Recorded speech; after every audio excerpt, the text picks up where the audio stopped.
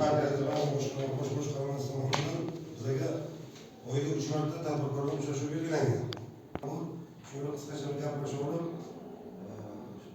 o'rgan kelguncha biz muammolaringizni yechib, sekretariy chiqarib, savollarni berishib, devon to'xtamasdan savol bermasdan qisqacha o'zingiz qanaqa qilasiz? Chorvachilik qildim. Nima? Chorvachilik.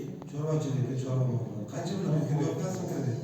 3-yil bo'lyapti, 3 million 2 million. Bo'lsangiz, Yaterdagi sizga hozir prezident 302-qarori bor. Qaror chiqqan.